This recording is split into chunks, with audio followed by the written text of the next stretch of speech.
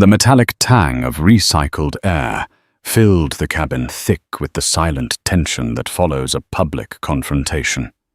At 30,000 feet, there is no escape. Below the Atlantic was a dark, indifferent canvas. On board Airline's Flight 855, a war of whispers had just concluded, leaving a battlefield of simmering resentment. A regional manager flushed with victory had publicly berated and humiliated a passenger for filming. He saw a troublemaker, a black man, in a simple hoodie looking for a lawsuit. What he failed to see, what no one on that plane could possibly know, was that the quiet man now sitting by the window didn't just have a ticket to fly on this airline. He held the title to the entire company. The manager's career was flying on a one-way trip to oblivion, and he was the only one who didn't have a clue. John F. Kennedy International Airport was as always a symphony of controlled chaos. The vast expanse of Terminal 4 hummed with the energy of 1,000 intersecting journeys, a place of tearful goodbyes and ecstatic reunions of crushing delays and on-time triumphs. It was a living, breathing organism, and Desmond Grant was here to take its pulse.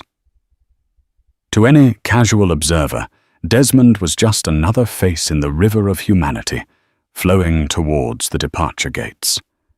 He was dressed in a pair of well-worn jeans, a comfortable pair of sneakers, and a plain dark grey hoodie with the hood down. A simple backpack was slung over one shoulder. He was in his early 40s, with a calm, observant face that held a hint of weariness around the eyes, the look of a man who travelled often. He could have been a musician on his way to a gig, a professor heading to a conference, or a son flying home to visit his parents. He was deliberately, meticulously anonymous. This anonymity was his most valuable tool. Desmond Grant wasn't just a passenger. He was the founder and majority shareholder of Airlines, the very airline whose gate he was now approaching. 6 years ago, Aura had been his audacious dream, born from a frustration with the cattle call mentality of modern air travel. He had poured his life savings earned from 2 successful tech startups into creating an airline that prioritized human dignity. The company motto plastered on every screen and ticket jacket was Airline's humanity in motion. But lately the data told a different story.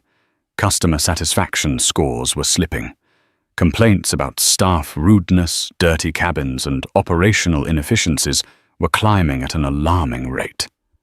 His executive board presented him with sanitized spreadsheets and PowerPoints full of corporate jargon, explaining the dip's synergistic challenges, resource allocation friction, customer expectation recalibration. Desmond found the language insulting. He didn't build his empire on buzzwords. He built it on experience. It was time for him to get his own data. He called it the Phoenix Project. Once a quarter under a pseudonym, and with a ticket bought through a third-party site, he would fly his own airline. He'd fly economy, check a bag, buy the overpriced water, and use the lavatories. He would experience Airlines, not as its owner, but as its most average customer. His executive team hated it, citing security risks and the potential for a PR nightmare. Desmond argued the real nightmare was a CEO who didn't know what it felt like to fly on his own planes. Today's flight was Aura 815 from JFK to London Heathrow. As he navigated the snaking line at gate B24, he discreetly pulled out his phone. He wasn't taking selfies or texting. He was filming. His finger hovered over the record button as he documented the little things. The frayed carpeting near the gate podium, a piece of discarded trash that 3 different employees had walked past without a second glance. The monotone, almost hostile voice of the gate agent announcing the pre-boarding for families with small children. He filmed the smudges on the plexiglass barrier at the counter and the weary, defeated expressions on the faces of passengers who had just been told their seat assignments were being changed. This was the raw, unfiltered truth of the customer experience. This was the data his spreadsheets could never capture. He found his seat in the crowded waiting area, a hard plastic chair with a questionable sticky spot on the armrest. He angled his phone down, seemingly scrolling through social media, but the camera was still rolling, capturing the audio of the gate agent's interactions. He heard a passenger ask a simple question about overhead bin space.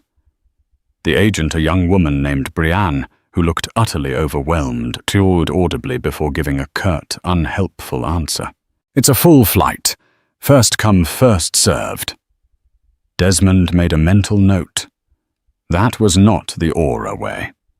The policy was to proactively offer to gate-check bags for free on full flights to ease boarding and reduce passenger anxiety. Brianne had either forgotten her training or, more likely, had been so beaten down by the system that she had stopped caring. This was a symptom of a deeper disease. The boarding process began, and it was as disorganized as he'd feared. The zones were called out of order. The agents seemed flustered. Desmond joined the queue for Zone 4, his phone still in his hand, held casually at his side. He recorded the scuffed and dirty jet bridge floor and the peeling paint on the handrail. These were small details, but they painted a picture of neglect. They told passengers, "We don't care about the details, so you probably shouldn't trust us with the big things either." As he stepped onto the aircraft, a flight attendant offered a perfunctory "welcome" without making eye contact. Desmond found his seat, 28B, a middle seat in a row of 3. He settled in his backpack under the seat in front of him and continued his discreet filming. He panned slowly to capture the worn upholstery on the seat opposite the grime in the crack of the window and a sticky-looking residue on his own tray table. He wasn't trying to be conspicuous.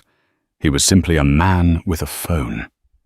But in the hyper-aware post-everything world of air travel, a recording device was often seen as a weapon. And he was about to be spotted by someone who viewed every passenger as a potential enemy. Someone who had long forgotten the meaning of humanity in motion. Frank Miller, the JFK Regional Operations Manager for Aura Airlines, saw the world in terms of problems. A delayed catering truck was a problem. A sick pilot was a problem. A passenger with an oversized bag was a problem. His job was to solve these problems swiftly and decisively to keep the massive, intricate machine of the airline moving. Over his 15 years in the industry, his methods had become less about customer service and more about brute force compliance. He was a hammer, and every issue looked like a nail. He was in the midst of berating a baggage handler over a loading delay when his radio crackled. It was Brianne, the gate agent from B-24. "Frank, I've got a situation here." Her voice was thin and nervous. "Flight 815. There's a passenger. He was filming everything at the gate. The carpets, the counter, everything. Now he's on the plane, and a flight attendant just messaged me. He's still filming. The seat's the floor. It's weird." Frank Miller's eyes narrowed. Filming. That was a big red flag. In his mind, there were only 2 reasons a passenger filmed. The first was to document a perceived injustice, to blast on social media a viral moment seeker looking for a payout. The second, and far more sinister in his view, was for casing the operation for a security threat. Either way, it was a problem that needed to be hammered down hard. "What's he look like?" Frank barked into his radio. He's a black man, maybe early 40s, wearing a grey hoodie, seated in economy around row 28. The description solidified Frank's prejudice into a concrete theory. It was the first type. The social media agitator. He'd seen it a dozen times. Someone trying to provoke a reaction, get it on camera, and then cry racism or corporate malfeasance. They were leeches, all of them. "I'm on my way," Frank said, his voice dripping with annoyance. "Do not let the jet bridge door close. I'll handle this." He strode through the terminal with the self-important gait of a man who believed his authority was absolute. He flashed his badge at the jet bridge door, pushing past the flight attendant, who was preparing to close it. "Which one?" he demanded without preamble. The flight attendant, a seasoned professional named Jessica Davies, pointed tentatively towards the middle of the economy cabin. "Row 28, middle seat. Sir, he hasn't been disruptive, just quiet." Frank ignored her. He marched down the narrow aisle, his presence sucking the air out of the cabin. Passengers looked up from their books and phones, sensing the shift in atmosphere. He stopped at row 28, his large frame looming over Desmond Grant. "Sir, I'm Frank Miller, the manager here. I'm told you're filming on this aircraft." His tone was not inquisitive. It was accusatory. Desmond looked up, his expression neutral. He slowly lowered his phone, but didn't turn it off. "I was just taking a video, yes. Our policy prohibits the recording of airline personnel equipment and procedures," Frank said, reciting a line that was at best a gross misinterpretation of company rules. There was no such blanket policy. Passengers were allowed to film their own experience, as long as it didn't interfere with crew duties or security operations. "I'm not filming any personnel," Desmond replied calmly, his voice even and low. "And I'm certainly not interfering with any procedures. I'm just documenting my seating area." "I need you to delete that footage immediately," Frank commanded, his voice rising in volume. He was used to immediate compliance. The slightest pushback was a challenge to his authority. Desmond met his gaze. "No, I don't think I will." The simple refusal hung in the air. Other passengers were now overtly watching their phones, suddenly emerging like periscopes. Frank felt a flush of anger creep up his neck. This was exactly what he'd expected. The man was baiting him. "Sir," Frank said, leaning down, his voice a menacing hiss meant to intimidate. "This is a private aircraft. If you do not comply with the instructions of the staff, I can and will have you removed from this flight." "On what grounds?" Desmond asked, his tone still perfectly level. "For taking a video of a dirty tray table." "I believe that's my right as a paying customer." The mention of a dirty tray table was a direct hit.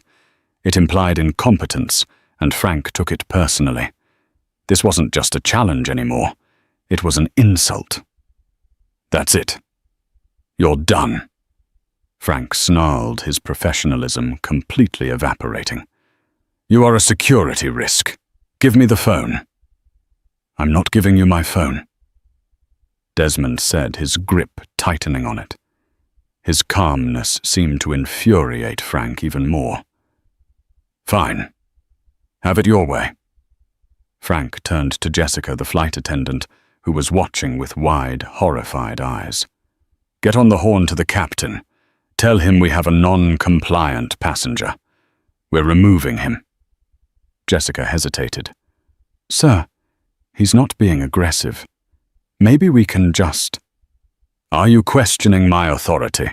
Frank snapped, turning his fury on her.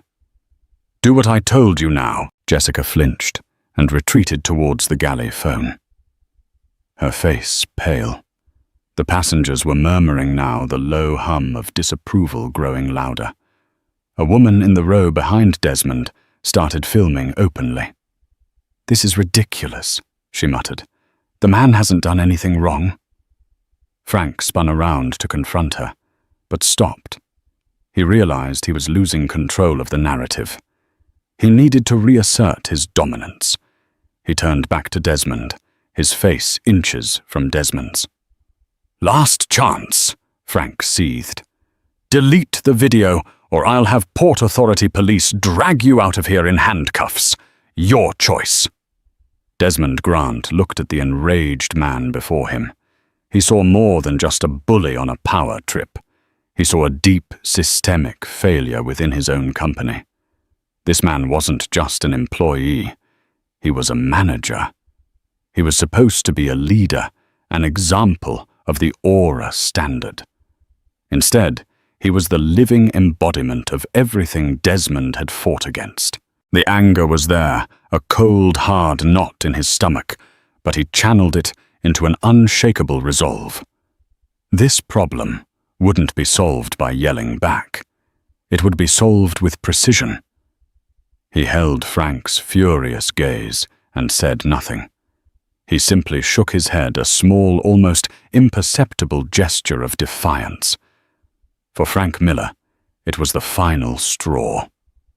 He turned and stormed back towards the front of the plane, bellowing into his radio. "I need Port Authority at Gate B24. We're removing a passenger, now." The cabin door was still open. The flight and Frank Miller's career were now officially on the ground, engines burning, going nowhere fast. The atmosphere inside the cabin of Aura Flight 815 had curdled. The air, once filled with the mundane anticipation of travel, was now thick with a toxic blend of tension, indignation, and second-hand embarrassment. Frank Miller had drawn a line in the sand, and Desmond Grant's quiet refusal had transformed the aircraft into a public stage. Frank stood near the galley, his back to the cabin, speaking into his radio in clipped, angry tones. He was performing for the crew, reinforcing his own narrative. Uncooperative, potential threat, filming sensitive areas, refusing to comply with crew instruction. Each phrase was a brick in the wall of justification he was building around his actions. Jessica Davies, the flight attendant, approached him cautiously. "Mr. Miller," she began, her voice low and pleading. "The captain is asking for clarification. He wants to know the specific regulation the passenger is violating. I can't find anything in our manual that prohibits filming one's own seat." Frank shot her a look of pure venom. "The regulation is whatever I say it is. It's called maintaining order. He is creating a disturbance." "With all due respect, sir, you are the one who is yelling," a voice called out from the business class curtain. A man in a tailored suit, who had been observing the entire exchange, stepped forward. "I'm a lawyer, and I can tell you that you are on incredibly thin ice. You're escalating a situation that was a non-issue." Frank's head swiveled, his face contorting with rage. "You stay out of this. This doesn't concern you." "It concerns everyone when an airline employee starts inventing rules and threatening passengers," the lawyer retorted, not backing down. The cabin was now a tinderbox. Seeing the situation devolving, Desmond knew he had to make a choice. He could allow this to escalate further, let the police come and create a massive, ugly scene that would delay hundreds of people and become an immediate viral PR disaster for Aura. Or he could de-escalate, but on his own terms.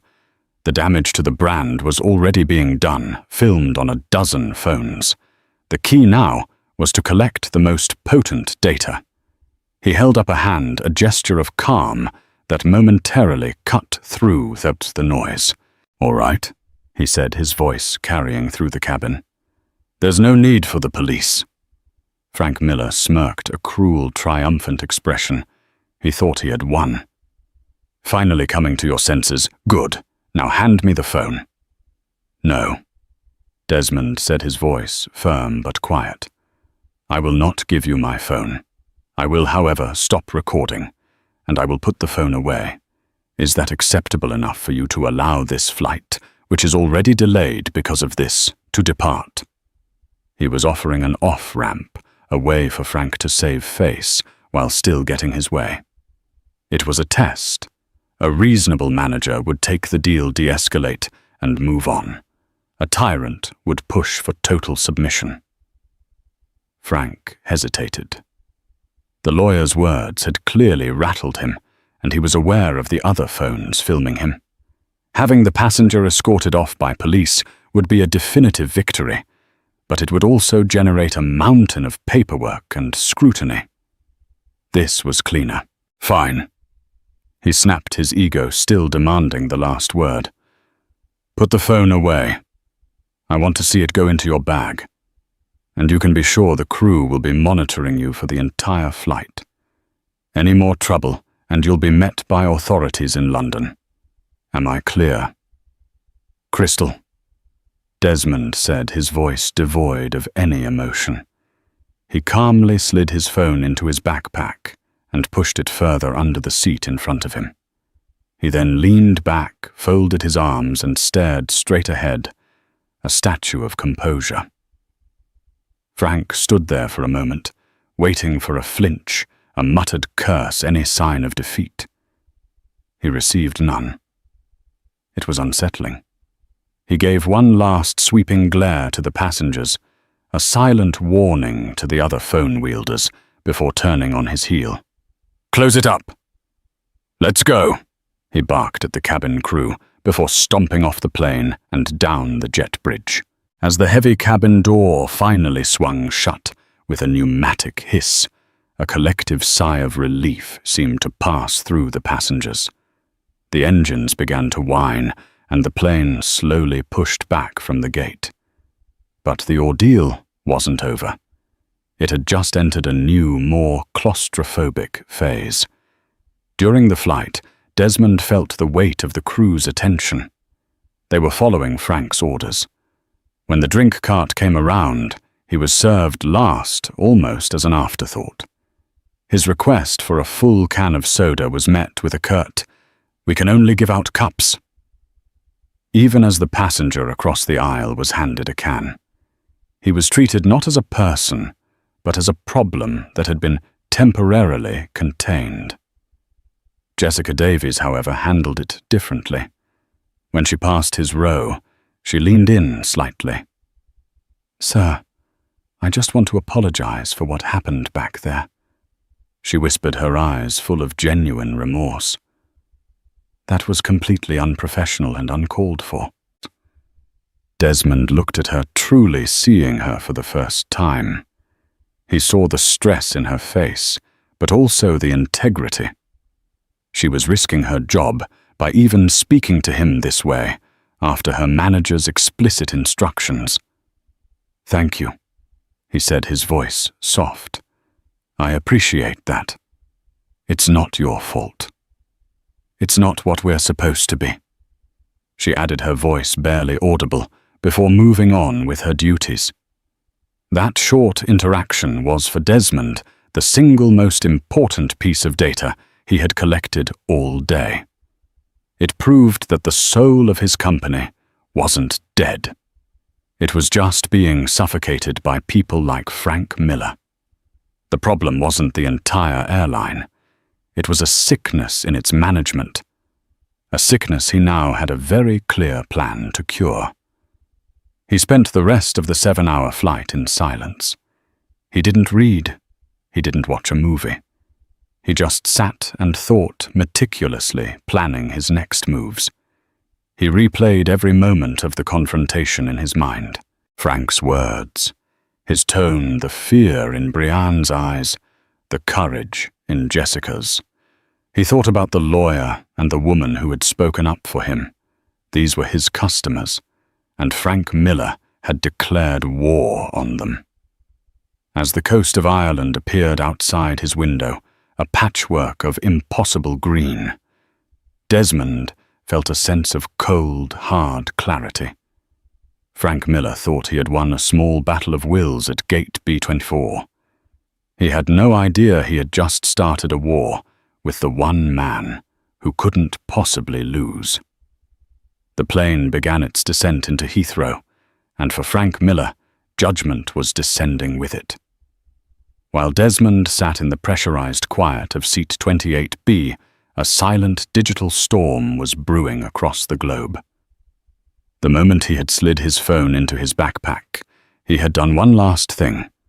With his thumb hidden from Frank Miller's view, he had navigated to a secure messaging app and typed a single cryptic sentence to one person, his Chief Operating Officer, Catherine Pierce. The message read, "Phoenix is compromised. Code Indigo at JFK B-24, Flight 8115. Let it play out. Full protocol on arrival at LHR." Catherine Pierce was a woman who operated with the precision of a surgeon and the foresight of a chess grandmaster. She and Desmond had been partners since his first startup. He was the visionary, the heart of the company.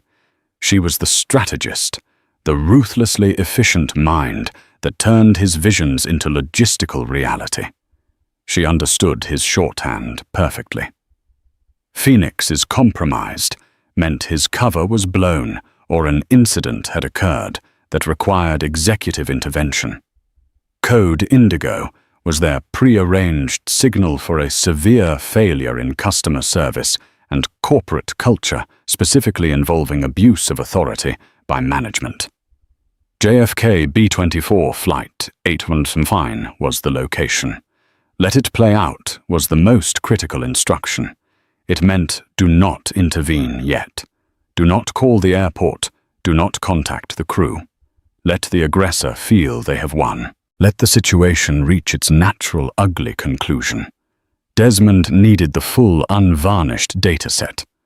Full protocol on arrival at LHR was the trigger for the response. Catherine was in her office in Chicago, a sleek, glass-walled space overlooking the city, when the message came through at 11:43 a.m. Central Time. Her face, normally a mask of calm control, tightened for a fraction of a second. A Code Indigo during a Phoenix run was the worst-case scenario. It meant the rot was not just at the front line, it was in the leadership. She immediately swiveled in her chair to a second encrypted monitor. With a few keystrokes, she accessed Aura's global CCTV network. She pulled up the feed for JFK Terminal 4, Gate B-24, time stamped for the last hour. She watched the entire confrontation unfold on the grainy, silent footage.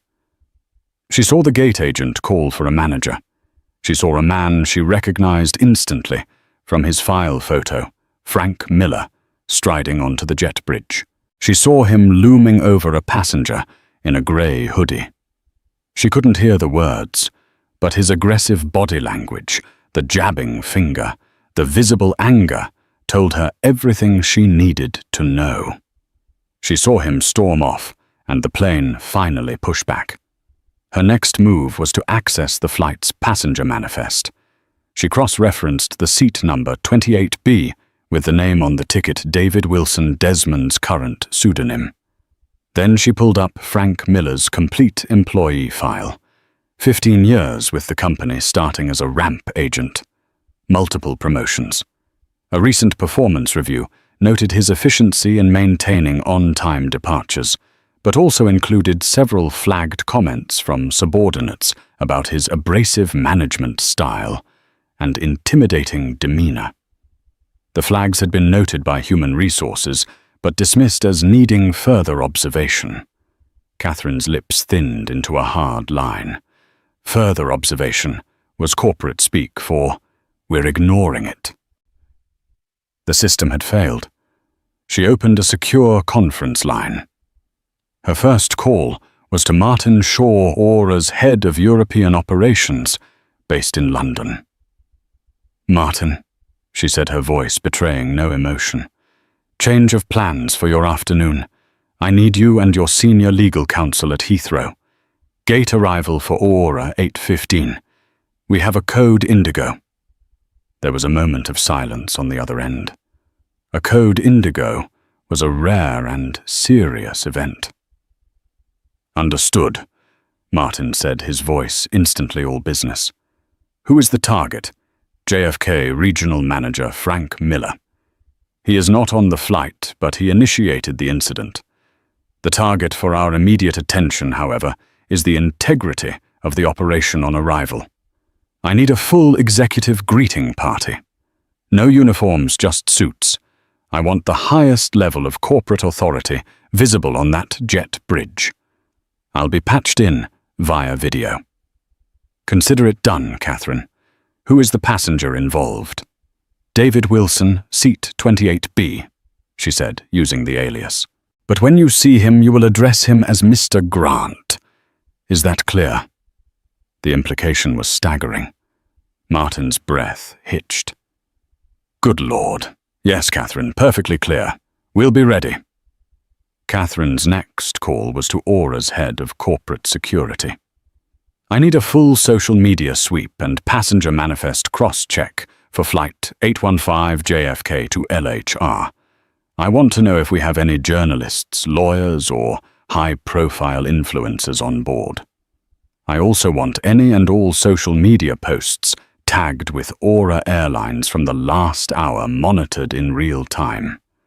I suspect we're about to have a viral event, and I want to be ahead of it. Within minutes, her team was mobilized. They were a silent, invisible army, gathering intelligence, while Flight 815 was still a tiny speck over the Atlantic Ocean. They flagged the business-class lawyer who had confronted Miller. They identified the woman in the row behind Desmond, a mid-level travel blogger with a respectable following who had already posted a short, shaky video of Miller's tirade with the caption, "Unbelievable power trip from @Aura Airlines manager at JFK, harassing a passenger for no reason. Flight is super tense now." The post was already gaining traction. Likes and retweets were trickling in. Catherine watched the digital ripples spread. Desmond's instruction to let it play out was strategically brilliant. By not reacting immediately, they were allowing Frank Miller's toxicity to be fully documented, not by the company, but by the public. When Aura did respond, it would not be a corporation defending itself. It would be a corporation cleansing itself with the public as their witness. She spent the next few hours coordinating. A private car and security detail were arranged for Desmond at Heathrow. A full report, including Miller's file, the CCTV footage, and the blossoming social media reaction, was compiled into a secure digital briefcase for the board of directors.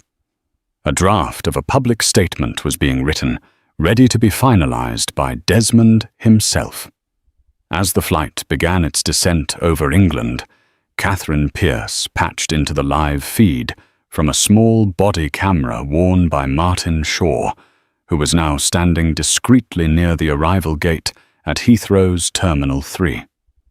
Through his eyes, she saw the sterile, quiet hallway that would soon become the stage for the final act. Everything was in place. The whisper sent from 30,000 feet had been heard, and the thunder was about to roll. 7 hours can feel like a lifetime in a compromised space. For the passengers and crew of Aura 815, the journey was marked by a quiet, strained formality. The crew, under orders to monitor Desmond, treated him with a cold professionalism that was arguably worse than overt hostility. They were avoiding a repeat of the confrontation, but in doing so, they cast him as a pariah. Every interaction was clipped, every request met with the bare minimum of service. Desmond, for his part, remained impassive, a silent observer in the eye of a storm only he truly understood. He watched as Jessica Davies, the flight attendant who had apologized, performed her duties with a heavy heart. He could see the conflict in her eyes every time she passed his row. She was caught between her training her conscience and the direct orders of a vindictive manager. Her subtle kindness earlier had been a small act of rebellion, and now she was paying for it with the stress of a compromised position. Desmond filed this away. Courage, he believed, should be rewarded as swiftly and decisively as incompetence should be punished. as the "Fasten Seatbelt" sign illuminated for the final time, and the plane broke through the perpetual grey cloud cover of London.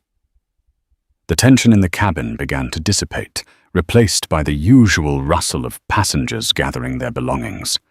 They were preparing to escape the flying theatre of drama they had been trapped in for hours. For them, the story was over. For Desmond Grant, it was just beginning. The touchdown at Heathrow was smooth. As the plane taxied towards the gate, Desmond felt none of the relief that usually comes with landing. Instead, he felt a cold, determined focus. The Phoenix Project had started as an exercise in quality control. It had now become a mission to reclaim the soul of his company. Meanwhile, in an operations office back at JFK, Frank Miller was finishing his shift. He felt a surge of satisfaction. He had faced down a troublemaker and won. He had asserted his authority and put the fear of God into the flight crew, ensuring they would never question him again. He had already filed his incident report, painting a heroic picture of himself de-escalating a potentially volatile passenger with aggressive recording habits who posed a security concern. He portrayed Desmond as a non-compliant agitator, and himself as a firm but fair enforcer of company policy. He recommended a no-fly flag be placed on the passenger's name, ensuring the man would be banned from Aura Airlines for life. He was in his own mind Employee of the Month. He was so confident in his version of events that he sent a follow-up email to Martin Shaw, the head of European operations in London, giving him a heads-up about the passenger arriving on Flight 815. Be advised, he wrote, passenger D. Wilson in 28B is a troublemaker. Caused a major scene at JFK. I had to put him firmly in his place. Your Heathrow staff should be aware in case he tries anything upon arrival. He hit send, picturing Martin being grateful for the warning. He had no idea he was sending a message to the very man who was at that exact moment preparing to professionally dismantle his entire career. He clocked out whistling a cheerful tune, completely oblivious to the corporate guillotine being sharpened for him across the ocean. Back at Heathrow, the plane finally docked with the jet bridge. The familiar thump echoed through the fuselage. The seatbelt sign pinged off. As passengers began to stand and retrieve their bags, Desmond remained seated. He was in no rush. He let the tide of humanity flow past him, the faces a mixture of weariness and relief. The woman who had filmed the incident gave him a small, sympathetic nod as she passed. The lawyer from business class caught his eye and gave a slight tip of his head, a gesture of respect. Desmond was one of the last to stand. He slung his simple backpack over his shoulder and began his walk down the aisle. The same aisle he had been marched down in disgrace by proxy just hours before. He stepped out of the aircraft and into the brightly lit, sterile environment of the jet bridge. And there, waiting just beyond the threshold, was the welcoming committee. It wasn't the usual ground staff. It was a group of 4 individuals, all dressed in immaculate business attire. They stood in a calm, formidable line. Desmond immediately recognized the man at the front.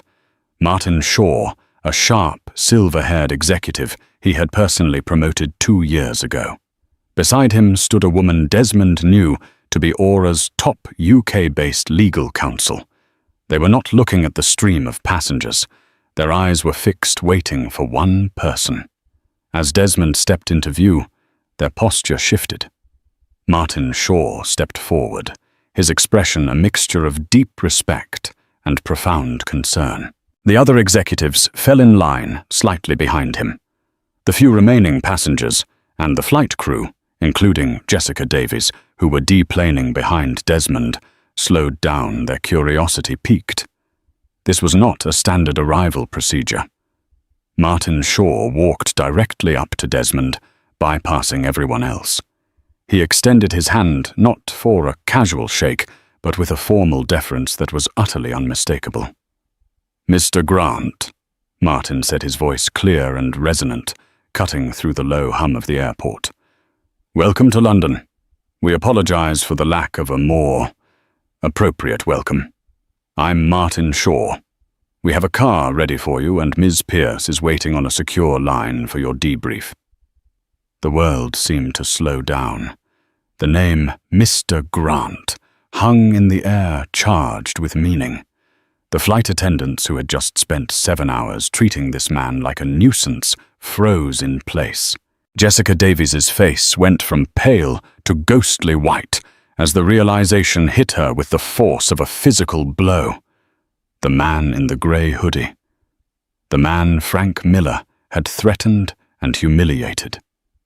The man she had felt sorry for. It was Desmond Grant. The Desmond Grant. The almost mythical founder of the airline. Her mind reeled frantically, replaying every interaction. Her whispered apology. His quiet thank you.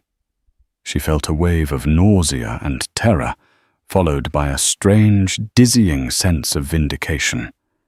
Desmond shook Martin's hand firmly. "Martin, thank you for being here. There's a lot to discuss." He then turned his head slightly, his gaze sweeping over the stunned flight crew.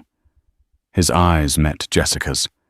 He held her gaze for a moment, and his expression softened, almost imperceptibly.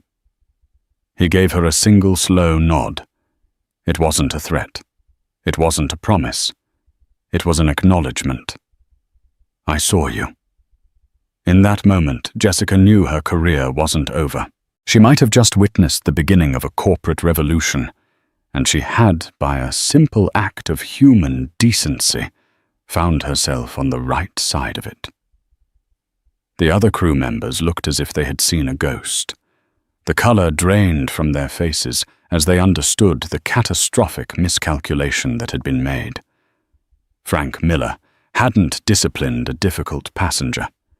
He had assaulted the king in his own castle. Desmond turned back to Martin's team. "Before we go," he said, his voice calm, but with an undeniable edge of command, "there are a few things we need to address immediately." The final act was about to begin right there on the jet bridge of Heathrow's Terminal 3. The jet bridge, normally a transient, forgettable corridor, had become a silent courtroom.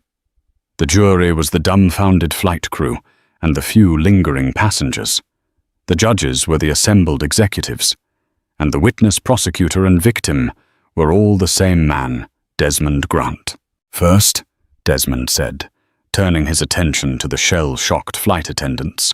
His voice wasn't loud, but it carried an absolute authority that demanded and received total attention. "I want the full, unedited incident reports from every member of this flight crew on my desk by the time I land back in New York. I don't want the sanitized version. I want the truth of what you saw, what you were told, and how you were instructed to behave. Am I understood?" A chorus of panicked "Yes, sir," and "Yes, Mr. Grant" came from the crew. Desmond's gaze then settled once again on Jessica Davies. "Ms. Davies," he said, his tone softening just enough to be noticeable. "Your report will be particularly important. Please be as detailed as possible." He knew her whispered apology would never make it into an official report unless he gave her the implicit safety to do so. This was his signal. He then turned back to Martin Shaw. "Martin, has there been any communication from Mr. Miller?" Martin held up a tablet. "He sent me this email about an hour ago, sir."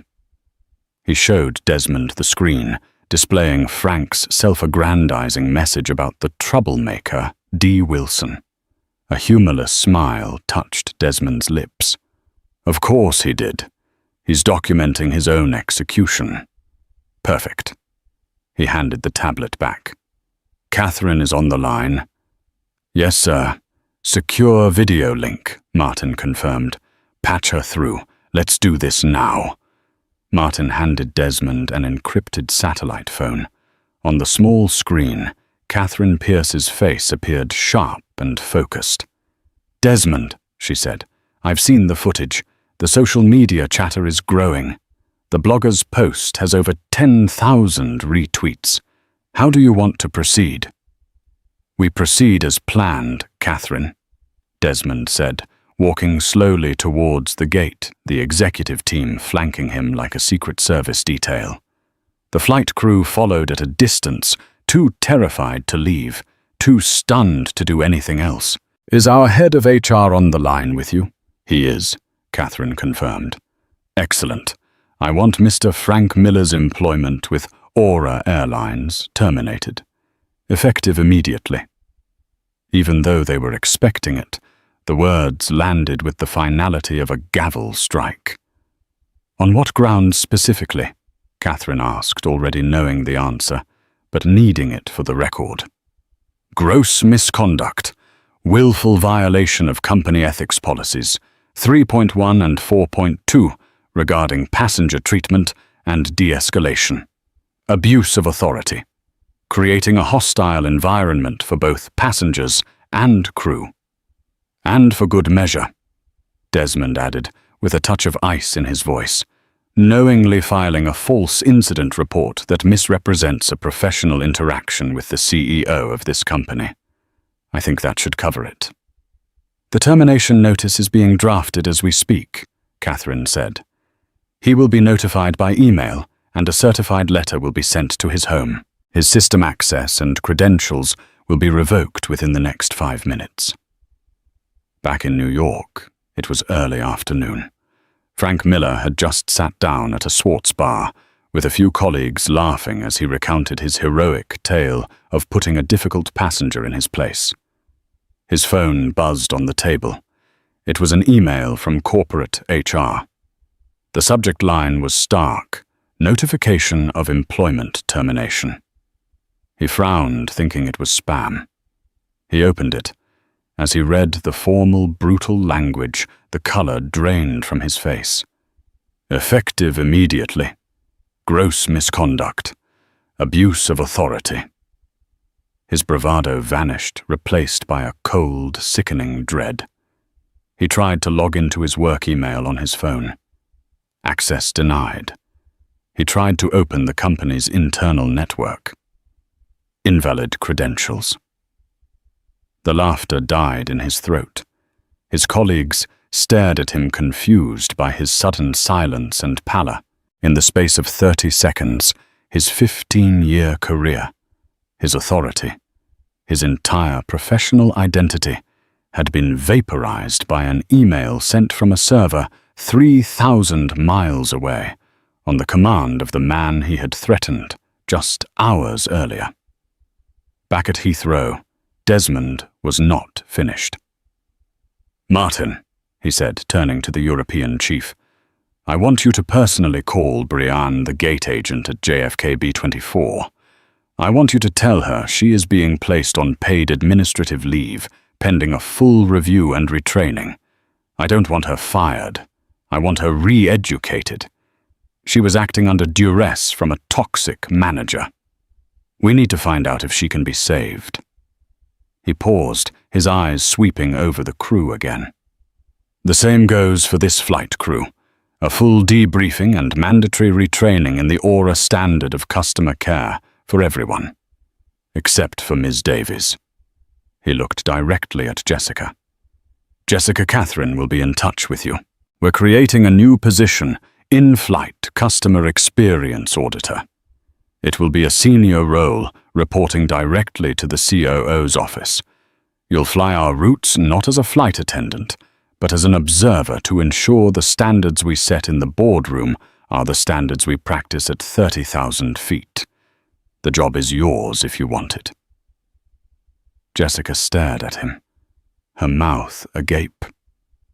Tears welled in her eyes as she processed the impossible whiplash of the last 10 minutes. From fearing for her job to being offered a promotion by the company's founder.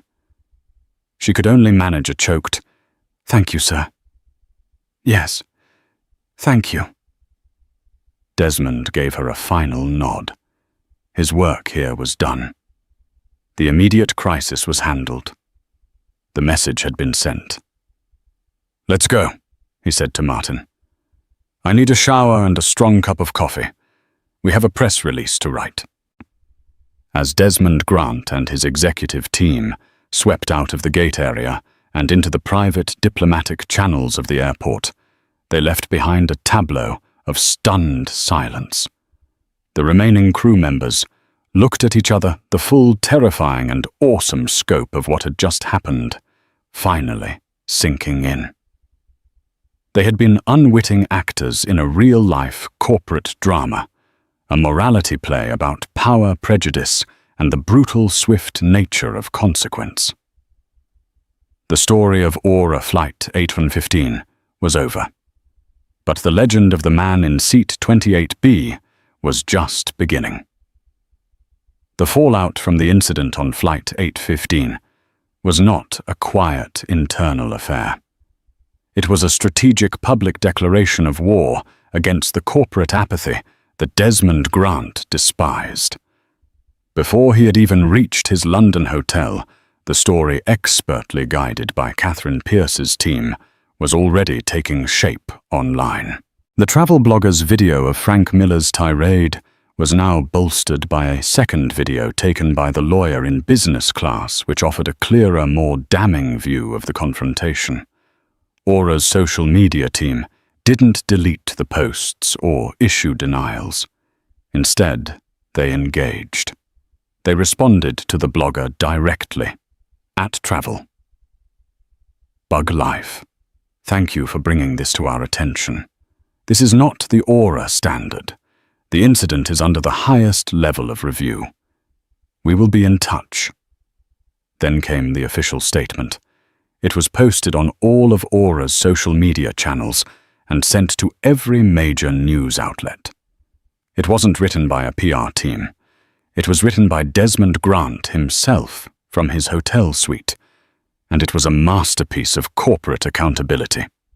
It began today. One of our passengers was subjected to unacceptable treatment by a manager at JFK. This passenger was harassed, threatened, and humiliated for quietly documenting his travel experience. The manager's actions were a betrayal of our values and a disgrace to our uniform. I know this because I was that passenger. The statement sent shockwaves through the media and the business world. It was raw, personal, and utterly devastating. Desmond went on to detail the immediate termination of Frank Miller, and then he pivoted. He didn't just apologize. He outlined a plan. He announced the immediate implementation of a new company-wide initiative called the Grant Standard. It was a multi-million-dollar investment in comprehensive, continuous training for every single employee, from baggage handlers to pilots. The core curriculum would be based on empathy de-escalation and a simple guiding principle: treat every passenger as if they own the company, because they do. Their trust is our most valuable asset. He announced the promotion of Jessica Davies by name, holding her up as the example of an employee who embodied the true spirit of Aura. He announced the retraining of the rest of the crew, framing it not as a punishment, but as a recommitment to their shared values. The story became an international sensation. It was a modern-day undercover boss with brutally high stakes. News channels ran segments on it. Business schools began preparing case studies. Desmond Grant was lauded as a new kind of leader, one who wasn't afraid to get his hands dirty, to subject himself to the worst parts of his own business to make it better. Aura Airlines, which could have suffered a catastrophic PR disaster, was suddenly being praised for its transparency and decisive action. Bookings after a brief dip surged. People wanted to fly with an airline whose leader cared that much. The karma for Frank Miller was swift and hard. Fired for gross misconduct, he found himself unemployable in the airline industry. The videos were everywhere. His name was now synonymous with managerial abuse. He tried to sue for wrongful termination, but Aura's legal team, armed with the multiple passenger videos, his own fraudulent incident report, and Desmond's first-hand testimony, had the case dismissed before it even began. He lost his house within the year and was last heard of working a minimum-wage security job, a shadow of the puffed-up tyrant who once patrolled the halls of JFK. For Desmond, the Phoenix Project had succeeded beyond his wildest dreams. It had exposed a cancer within his company, and he had excised it with surgical precision. He made good on his promises. The grant standard was implemented rigorously. Every new hire at Aura Airlines as part of their orientation now watched the footage from Flight 855, the footage from Desmond's own phone. They saw Frank Miller's rage. They saw the passengers' fear. And they heard the story of the flight attendant who was promoted for a simple act of whispered decency. The culture of the airline began to shift slowly but surely. Employees felt empowered to do the right thing, knowing that leadership not only had their backs, but was also quietly watching from the most unexpected places. Customer satisfaction scores began to climb this time for real. Desmond Grant never stopped his Phoenix flights. He continued to fly economy, a ghost in his own machine, forever taking its pulse. He knew that a company's soul wasn't a mission statement hanging on a wall. It was a living thing, tested and proven every day in the cramped aisles and bustling terminals, in the thousands of small interactions that could either honor or betray the simple promise of humanity in motion. The story of Desmond Grant and Frank Miller is a powerful reminder that true authority isn't found in a title or a uniform, but in character and integrity. It shows us that in any situation, from a crowded airport gate to the highest corporate office, our actions define us. Frank Miller, blinded by prejudice and ego, saw a problem to be crushed and ended up destroying his own career. Desmond Grant, in his search for truth, endured humiliation to ultimately heal the company he built. He proved that the best leaders don't command from a distance. They lead by example, even when no one knows they're watching. This event didn't just change an airline. It sent a ripple of accountability through an entire industry. If this story of karmic justice and true leadership resonated with you, please give this video a like to help it reach more people. Share it with someone who appreciates a story where the right thing wins. And don't forget to subscribe and turn on notifications so you won't miss our next story of real-life drama and the powerful consequences of our choices. Thank you for listening.